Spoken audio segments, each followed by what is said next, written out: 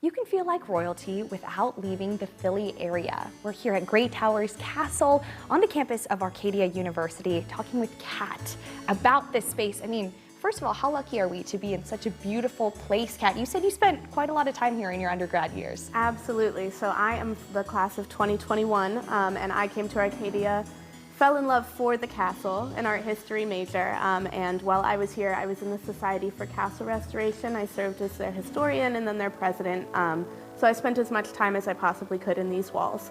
It's great to be back today. I feel really nostalgic. I know we were saying that it's almost hard to sum up all that you know about the castle in such a short amount of time. We just want to give people a little taste, pique their interest. So tell us just a very brief history of this place. Absolutely. So when the castle is being constructed, we are in Philadelphia's Gilded Age.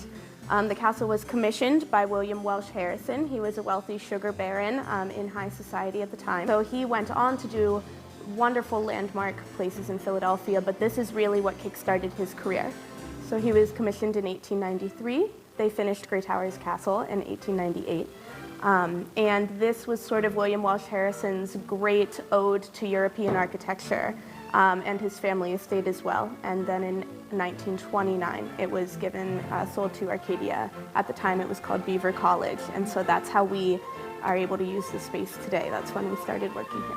And use this space today, you do. I mean, students are so involved with this. Tell us about the Society of Castle Restoration, which you mentioned before. How do students get involved with that? So SCR, as we lovingly call it, you can find any representative at an activities fair in the fall and in the spring, but they're very open to teaching. They just want everybody to be involved that can be.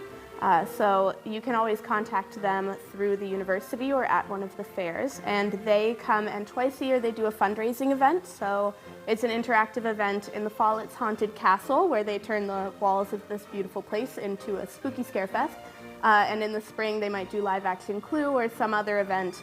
And that's one of the things I love about that club, is that they're turning this amazing work of art into something that feels really accessible and really interactive. What are these gorgeous spaces if we're not using them?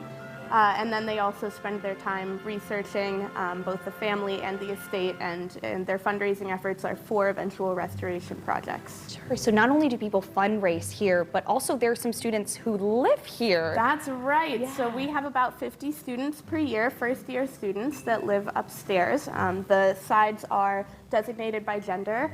And there may be some rooms with 3 students and some rooms with up to 7. And the largest dorm room is actually the size of this dining room right here.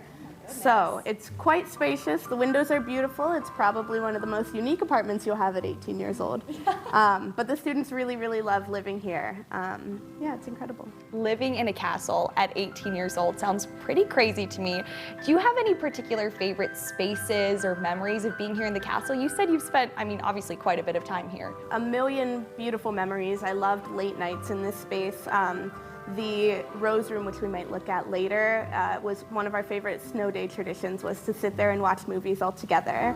I've given many a tour. I met my partner here through SCR, so just an incredible space. I don't think you ever get over standing on the 3rd floor landing and looking at the tapestries and the grand staircase. I think that's probably one of my favorite views. What a great backdrop to your college experience. We know that this space has recently become very popular. There were some videos that went really viral.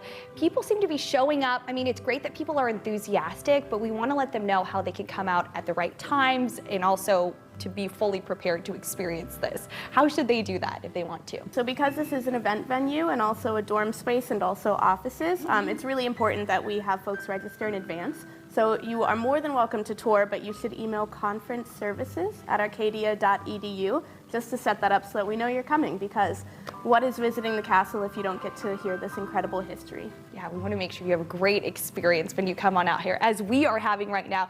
Kat, you've been the best tour guide. I can't wait to keep exploring, so thank you so much. Of course, thank you so much for having me.